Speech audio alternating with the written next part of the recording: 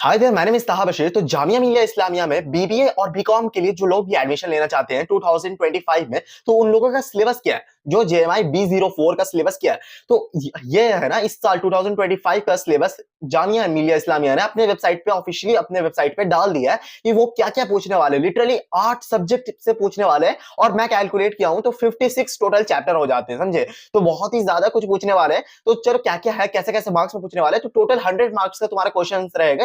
तो देखो, ये जामिया मिलिया इस्लामिया का है बीबीए B04 का 2025 टू 2026 के एकेडमिक सेशन का।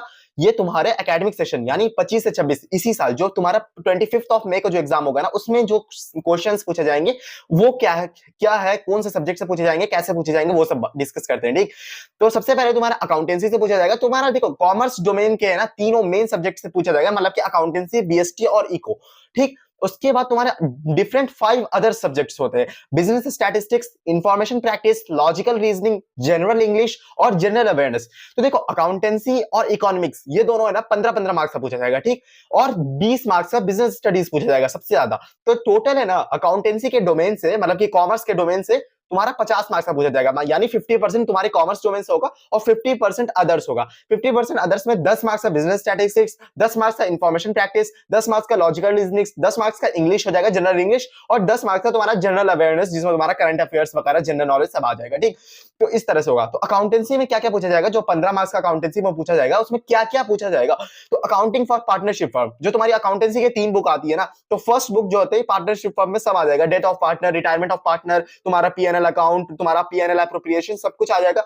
अकाउंटिंग फॉर कंपनीज जो तुम्हारा तुम्हारा जो आती है ना, third book accounting for companies, जिसमें share debentures, share capital, pro rata allotment सब कुछ आ जाएगा। और देख लेना, इसमें जो एमसीक्यूज फॉर्म में पूछते हैं ना, लाइक जो इस साल की गाइड भी आ चुकी है, देखो डॉक्टर शफीकुर रहमान की ये वाली गाइड भी आ चुकी है, जो तुम्हें मिल जाएगी, फ्लिपकार्ट वगैरह पे मिल जाएगी, तो तुम परचेस कर लेना। बहुत ही जबरदस्त है। तुम्हें अगर लिंक विंक चाहिए होगा तो मुझे इंस्टाग्राम पे डीएम भी कर देना, ठीक, अब दे दूंगा तुम्हें।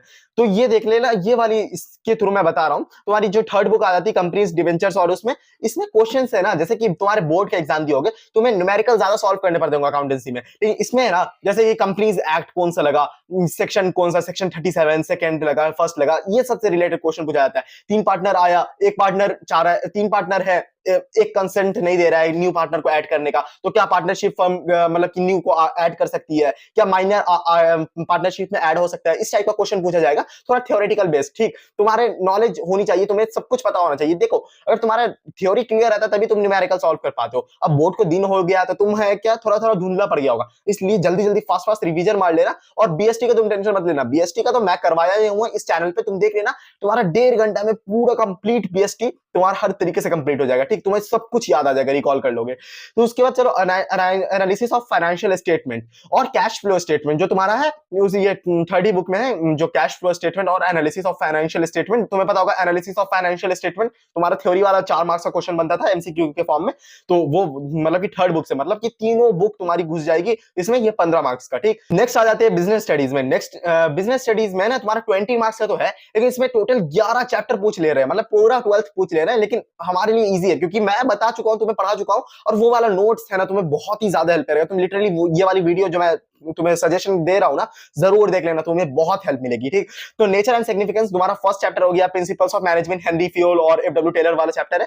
Planning, organising, staffing, directing, controlling, ये तुम्हारा 8 चैप्टर तक तुम्हारा हो जाता है। उसके बाद से फाइनेंशियल मैनेजमेंट, फाइनेंशियल मार्केट जो तुम्हारा होता है, सेबी उबी वाला chapter, marketing management, consumer protection जो होता है, तुम्हारी कौन सी कंपनी कोर्ट तक जा सकती है, क्या होती है, वो सब तुम्हें इस वीडियो में मिल जाएगा। तुम्हें बहुत बेहतरीन तरीके से पढ़ा दिया हूं, और बाकी तुम सुनील पांडे की वीडियो देख लेना। ठीक, नेक्स्ट आते हैं इकोनॉमिक्स में। इकोनॉमिक्स में तुम्हारा आ जाता है सब कुछ। देखो, 15 मार्क्स का इकोनॉमिक्स है। National income and related aggregate, money and banking तुम्हारा आ गया, government budget and the economy आ गया, बीओपी आ गया, यानी बैलेंस ऑफ पेमेंट, तुम्हारा मैक्रो इकोनॉमिक्स यहाँ पे कंप्लीट हो गया। ठीक, अब आता है इंडियन इकोनॉमिक्स। इंडियन इकोनॉमिक्स तुम्हारा पूरा आ जाता है, इकोनॉमिक रिफॉर्म्स, और ये क्या आ जाता है, current challenges facing Indian economy, rural development, employment and unemployment, environmental and sustainable development. देखो, इंडिया चाइना पाकिस्तान नहीं आ रहा है, लेकिन इसमें तब भी बहुत कुछ आ रहा है। इंडिया चाइना पाकिस्तान आ जाता है तो इसमें सीबीएसई की तरह नहीं, इंडिया चाइना पाकिस्तान में ढेर सारा डेटा होता है, तो उसे याद करना बहुत मुश्किल हो जाता है। ये सब चैप्टर तुम्हारा मतलब कि मैक्रो और इंडियन लगभग लगभग आ जा रहा है। ठीक, उसके बाद तुम्हारा बिजनेस स्टैटिस्टिक्स आएगा।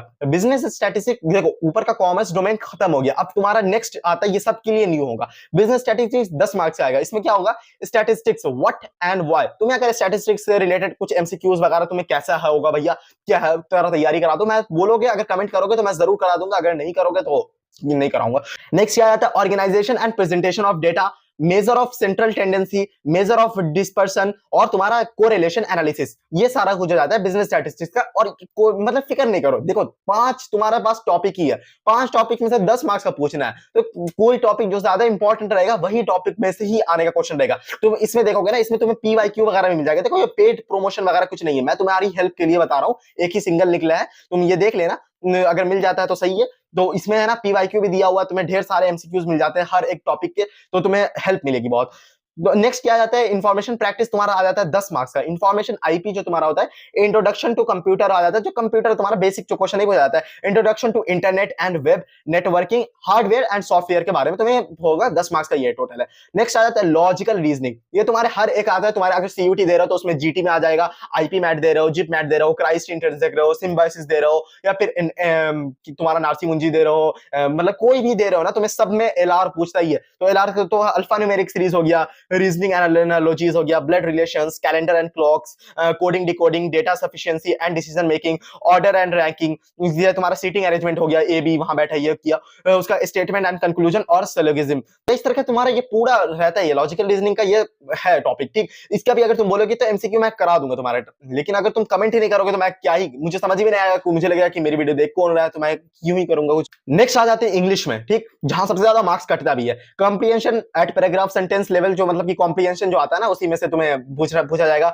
आइडेंटिफिकेशन ऑफ कॉमन एरर्स, तुम्हें सब लगेगा एक जैसा लगेगा, लेकिन उसमें से कुछ एरर होगा, ग्रामेटिकल एरर होगा, तुम्हारा सेंटेंस का फ्रेमिंग गड़बड़ होगा, कुछ भी होगा। ग्रामर एंड यूजेज पूछ लेगा, तुम्हारा ग्रामर तुम्हारा पूरा अच्छे तरीके से होना चाहिए, टेंस होना चाहिए, वो सब्जेक्ट वर्ब एग्रीमेंट, तुम्हारा पैसिव एक्टिव सारा कुछ एकदम दिमाग में मजे रहना चाहिए। तुम्हारा हो गया वोकैबुलरी, वर्ड फॉर्म मतलब फॉर्मेशन, सिनोनियम, एंटोनियम्स, वर्ड वोकैबुलरी के बेस्ट के लिए वर्ड पावर मेड इजी बहुत ही बेहतरीन बुक है। तुम अगर चाहो तो इसकी भी मैं वीडियो बना दूंगा, लेकिन बहुत ही ज्यादा इसमें सेशंस है, बनाना मुश्किल है एग्जाम से पहले तक। लेकिन ये बुक अगर है तुम्हारे पास तो बहुत अच्छी बात है, इसको परचेज करके पढ़ना बहुत इंपॉर्टेंट है। देख लो इसका विड्थ कितना है, तो ये है, तो वोकैबुलरी के लिए बेस्ट बुक है। Sentence and structure and construction, और उसके बाद प्रीपोजिशन तुम्हारा पूछा जाएगा। नेक्स्ट आते हैं जनरल अवेयरनेस में, जो तुम्हारा लास्ट टॉपिक हो जाता है। जनरल अवेयरनेस भी 10 मार्क्स का पूछा जाएगा, उसमें इंडियन इकोनॉमी आ जाएगा। वो इंडियन इकोनॉमिक्स वो वाला नहीं, वो 1950 उसमें तो हिस्ट्री है, इंडियन इकोनॉमी करंट टाइप का आ जाएगा, ठीक। वर्ल्ड ऑर्गेनाइजेशन जो हमारा जो है, जितने भी WTO, WHO और ये जितना भी है, ये सारे के बारे में मतलब कि गैट फैट सब के बारे में अच्छे से पढ़ लेना। इंडियन एंड वर्ल्ड ज्योग्राफी, जो तुम्हारा मैप वैप देख लेना, उसके कौन के प्रेसिडेंट प्राइम मिनिस्टर कौन है, कहाँ पे डिक्टेटरशिप चलती है, कहाँ पे रूलर है अभी के टाइम में, कहाँ कहाँ रशिया, यूक्रेन, गाजा और इजराइल, और इस टाइप का अभी मतलब कि जो इंडिया में भी मतलब कि पहलगाम अटैक हुआ, उस सारे से रिलेटेड जितने भी क्वेश्चन बन सकते हैं। ये देखो इंडिया के रिलेटेड पहलगाम वाला क्वेश्चन देखो अभी एकदम है, तो उससे जितना भी है वो देख लेना, ठीक। उसके बाद से Indian polity and constitution, general science and technology, sports awards, corporate affairs, sports पिछले 3-4 महीने में जितने भी स्पोर्ट्स अवार्ड जो जीते हैं, तुम्हारा आईपीएल हो गया, PSL हो गया, तुम्हारा ये तो क्रिकेट वाला हो गया, उसके बाद से रियल मैड्रिड और वो जितना भी कुछ हो गया ना, वो सारा कुछ तुम्हें पता होना चाहिए।